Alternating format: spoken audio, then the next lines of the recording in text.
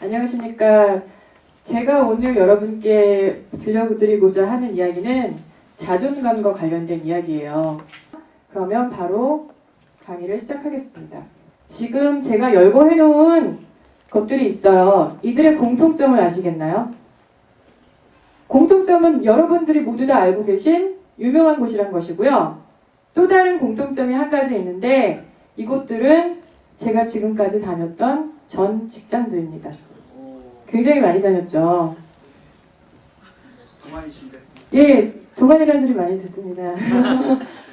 근데 저는 저 직장들을 다니면서 중간에 대학원도 다녀왔고요. 그리고 저는 소중하니까요. 저는 장기휴가를 썼습니다. 길게는 2년, 짧게는 보름 장기휴가를 써서 그것들을 제외하고 보니까 6년 동안 9개 회사를 평균 6개월씩 다녔더라고요. 그러면 왜 도대체 뭐가 문제라서 남들은 다 들어가고 싶은 회사를 들어가기만 하면 나오고 들어가기만 하면 나오고 이랬을까요? 근데 제가 들어가고 싶은 계열사 회사는 딴 데가 있었는데 거기 말고 다른 곳을 가라 그래서 기분 나빠서 안 간 회사도 있었고요. 그리고 외국계 제약회사였는데 거기는 연수 첫날 부사장님께서 저한테 너무 술을 많이 따라주시는 거예요. 그러면서 살짝 이렇게 안으시려고 하는데 그게 너무 무서워서 연수 첫날 나온 회사도 있고요. 굉장히 여러 가지 핑계를 댔죠. 근데 지금 현재 그럼 저는 무엇을 하고 있을지 궁금하실 거예요. 혹시 네페스라고 들어보셨나요? 모르시죠? 네페스라는 회사는 제가 지금 다니고 있는 회사고요. 예, 근데 이 회사는 지금 그럼 제가 몇 년을 다니고 있을까요? 지금 저는 이 회사를 3년이 넘게 다니고 있습니다. 그렇다면 어떤 변화가 있었길래 제가 들어가기만 하면 나오고 들어가기만 하면 나왔던 회사를 3년 넘게 다닐 수 있을까요?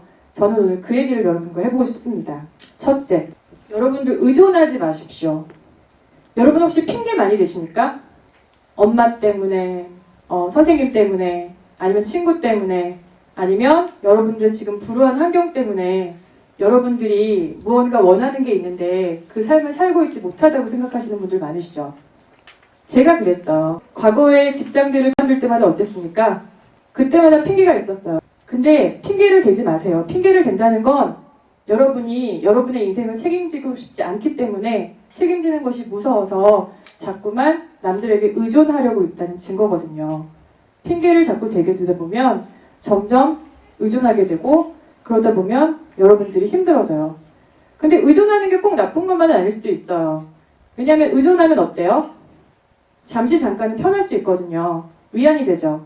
근데 문제는 의존이라는 건 저희가 계속해서 영원토록 할 수 없다는 데 문제가 있습니다. 제 의존의 대상 중에 남자친구들이 있었거든요. 어때요? 처음에 남자친구들 만나면 굉장히 가벼운 말로 꼬시면서 오빠가 다 해줄게 믿어 이렇게 하잖아요. 그런데 여러분도 다 아시겠지만 저도 약하지만 남자친구들도 절대 강한 존재들이 아니에요. 그래서 처음에는 다 잘해주고 모든 거 다 책임져 줄 것처럼 하지만 어때요? 나중 되면 내 문제보다 여러분들 남의 큰 상처보다 내 손톱 밑에 있는 가시가 더 가장 큰 고통처럼 느껴진다고 하잖아요. 사람들은 그렇게 변합니다. 그렇기 때문에 의존할 곳은 단지 나밖에 없다라고 생각하시는 게 마음이 편하실 거예요. 둘째로 겁먹지 마세요. 저는 일을 벌리는 게 너무 싫었어요. 왜냐면 책임을 져야 되고 저는 뭔가를 하면 완벽하게 해야 되거든요. 그래서 일 벌리는 게 싫어서 실패하는 게 너무 두려웠어요. 근데 여러분 아시죠? 실패를 안 하는 사람들은 어떤 사람밖에 없어요? 시도하지 않는? 지금 굉장히 좋으십니다. 사람밖에 없다는 겁니다. 그걸 잊지 마시고요. 셋째, 목적을 버리라고 제가 말할까요? 그건 아니겠죠. 목적이 없는 삶을 여러분에게서 제외시켜주세요. 흔히 사람들이 그러잖아요. 나는 꿈이 뭔지 모르겠어. 나는 뭐가 좋은지 모르겠어. 아직도 난 찾고 있는 중이야. 이러잖아요. 근데 저는 그거 자체도 사람이 겁이 많아서 그렇다고 생각을 해요. 겁이 많으니까 분명히 내가 하고 싶은 게 마음속에 있을 거예요. 근데 내 스스로 그걸 하기엔 지금 내 상황도 이렇고 저렇고 저렇고 해서 그냥 쉽게 마음속에서 포기를 하시는 것 같아요. 제가 예전에 그랬고요. 그래서 목적이 있는 삶을 사는 게 굉장히 중요한 것 같고요. 여러분 속력과 속도의 차이 아십니까? 지금 같은 시간 내에 빨리 가는 게 좋은 거죠. 자본주의 사회도 그렇잖아요. 같은 시간 내에 최대한 조금 돈을 들여서 많은 걸 뽑아내야 되는 게 자본주의 사회잖아요. 저희는 언제나 이런 효율성, 속력에만 집중을 하고 살았어요. 근데 속도는 거기에 뭐가 더 더해진 개념입니까? 방향성, 그쵸? 오늘 뭐 모본덕은 가지고 오신 분이 있으신 것 같아요. 속도는 거기에 방향성까지 더해진 개념이에요. 어때요? 우리가 빨리 하는 것도 중요하고 더 잘하는 것도 중요하지만 어느 방향으로 가고 있느냐가 굉장히 중요하다는 거예요. 그래서 목적을 설정했을 때는 그 방향으로 가고 있는지를 계속 체크해야 되는 거거든요. 상속자들의 김원이 17회 방송에서 김탄과 헤어져 있는 누구죠? 여자 주인공? 은상이에게 이런 얘기를 합니다.